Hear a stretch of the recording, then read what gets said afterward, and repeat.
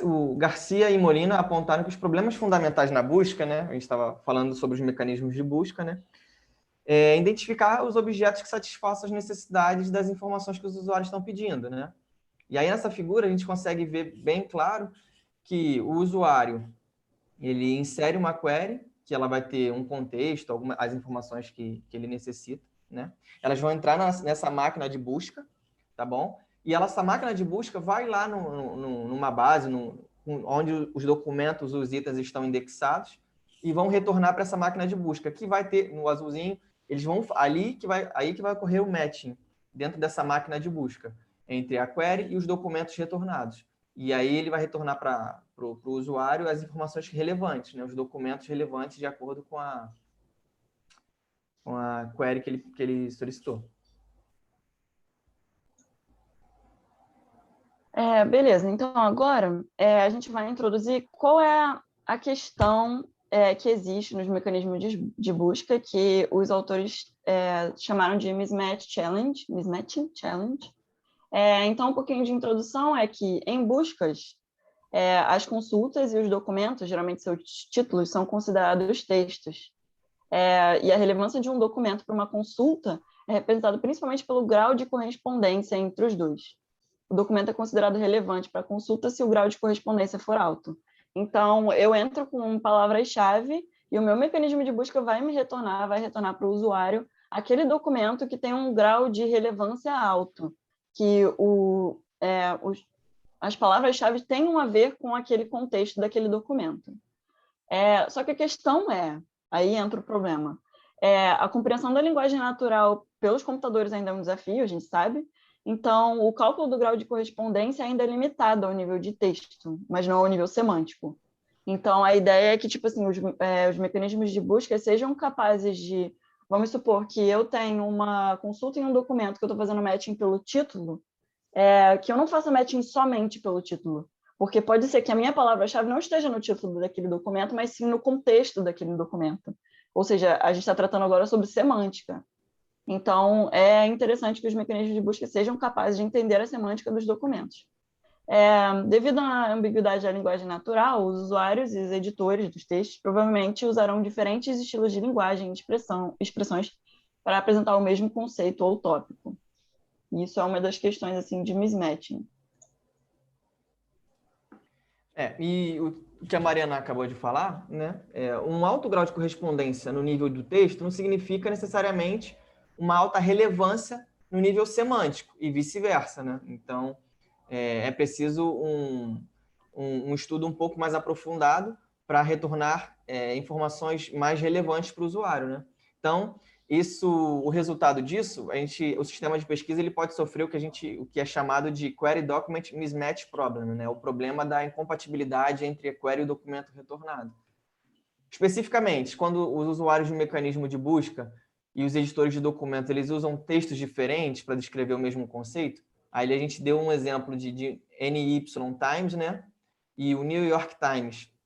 Esse tipo de incompatibilidade pode acontecer, né? E entre parênteses aqui, pode acontecer o tempo inteiro, a gente nas nossas máquinas de busca, que a gente faz alguma pesquisa e, nossa, nessa primeira pesquisa, nessa primeira query que eu inseri, a resposta não era nem parecida com o que eu queria. Aí você melhora, refina um pouquinho para tentar melhorar as respostas, né? É basicamente isso, o problema de mismatching.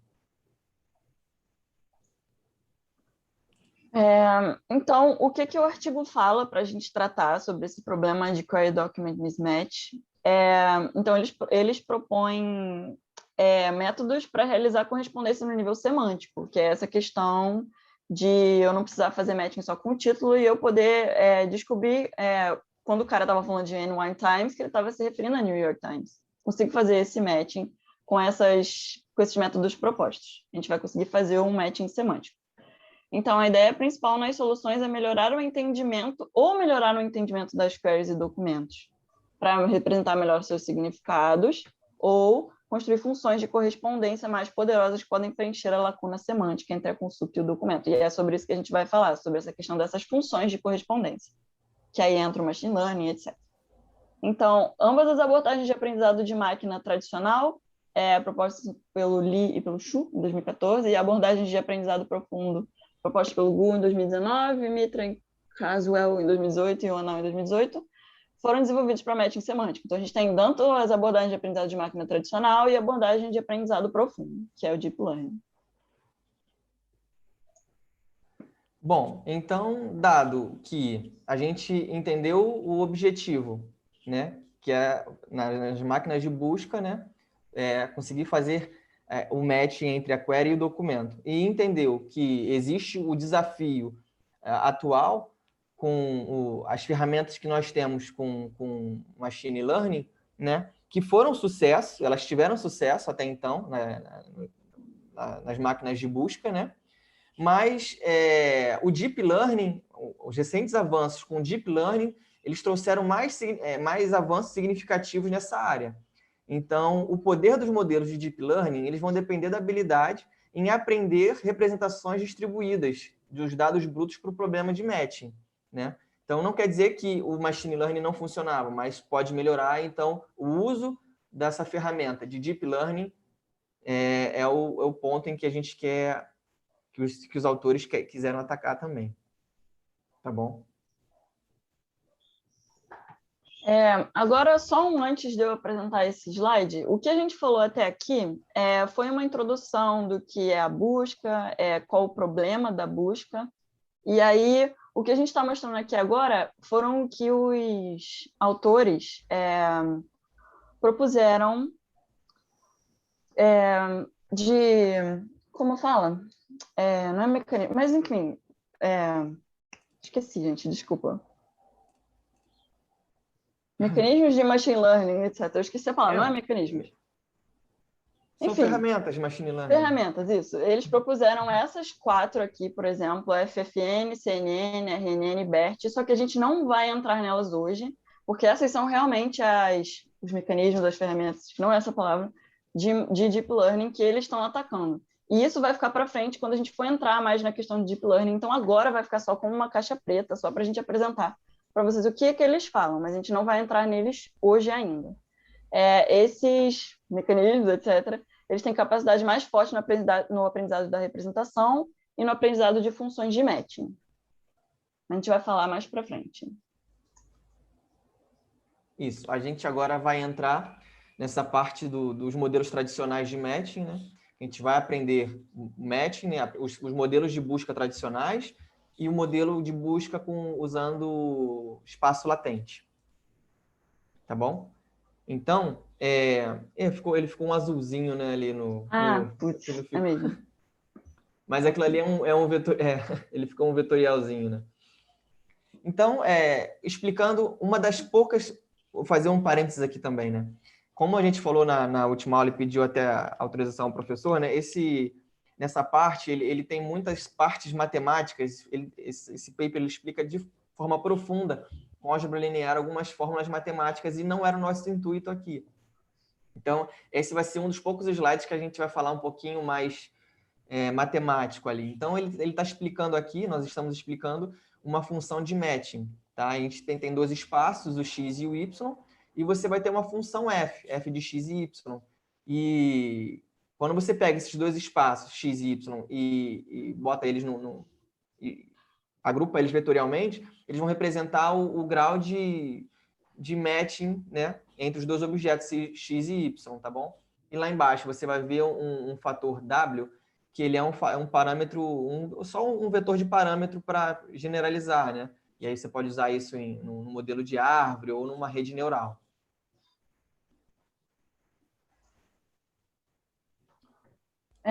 Beleza. Agora falando sobre o aprendizado de máquina em si, Learning of Matching, no caso, que é o que a gente geralmente faz, e modelos tradicionais sobre como fazer matching.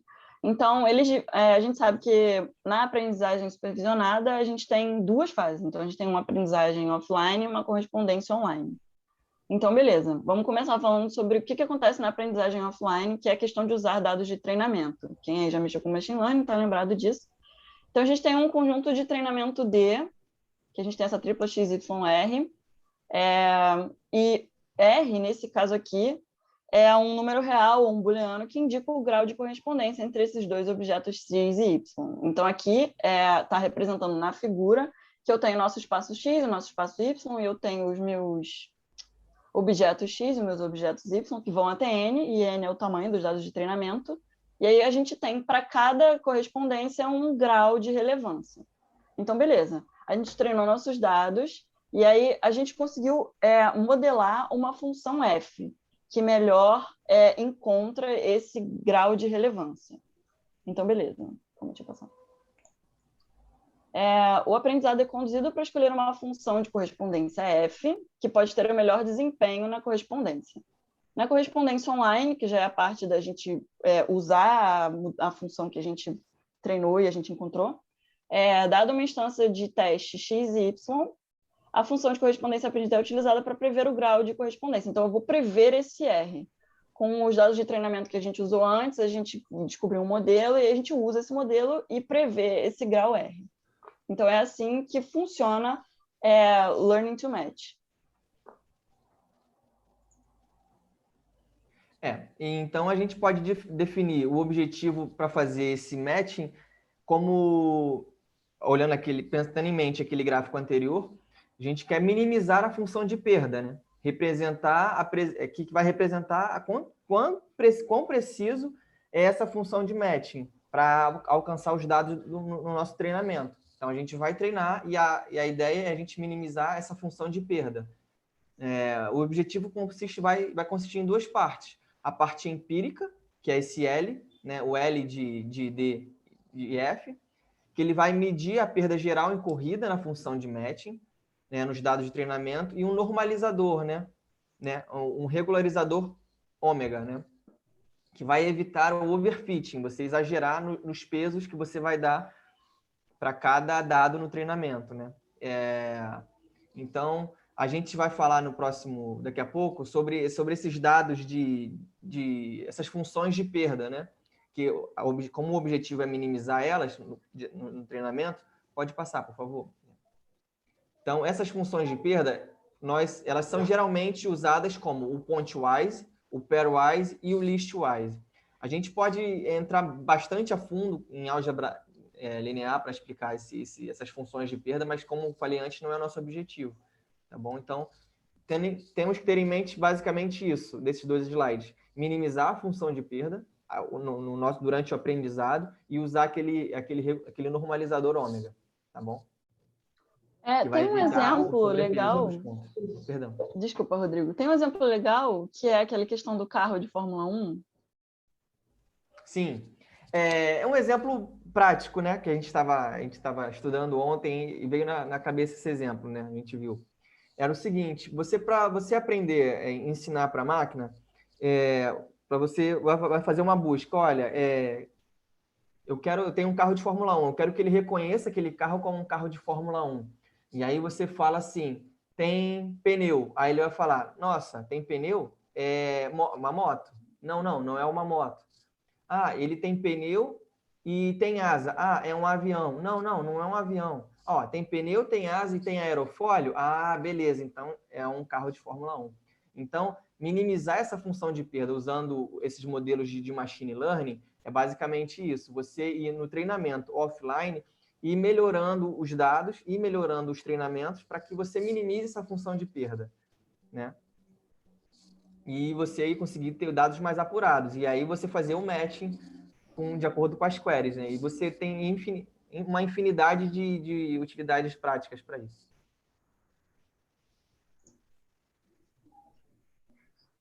Beleza. Outra coisa que os autores introduziram também foi uma questão de learning to rank, que tem a ver com ranqueamento, que a gente já até conversou aqui sobre PageRank, da Google, etc., mas a gente achou legal trazer, porque a maioria das pessoas visualiza como você fazer match e você fazer rank como dois problemas diferentes, mas eles estão, na verdade, fortemente relacionados. E eles explicam o porquê dessa relação entre você fazer match e você fazer rank. Então, você aprender a fazer ranqueamento, como descrito pelo Lee em 2011 e o Lee em 2009, é aprender uma função representada como G, onde x e y podem ser consultas e documentos. Então, antes, no matching, a gente tinha uma função f, e agora a gente tem uma função G.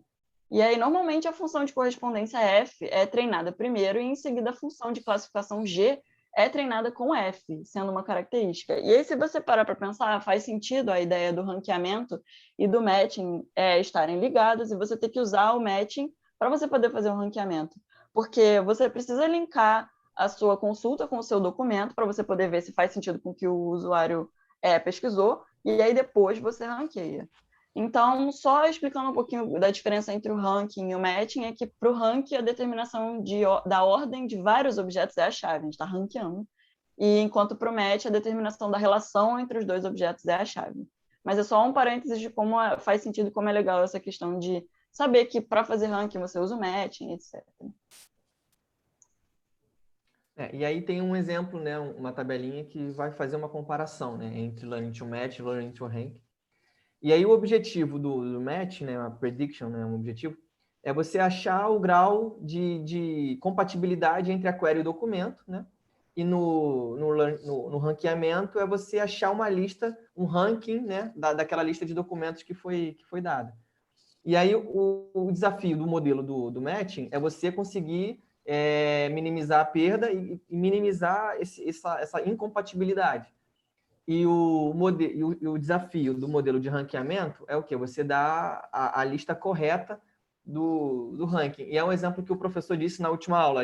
O professor estava falando e a gente estava até fazendo alguns paralelos com a gente, com o que a gente estava lendo aqui, que era aquela questão da cantora, que ela era uma cantora, não era tão boa, não era ruim, e aí alguns dados eram adulterados ali, manipulados de alguma forma, então ela subia ali naquela lista. Então, corrigir esse tipo de problema é um desafio para o ranqueamento, né?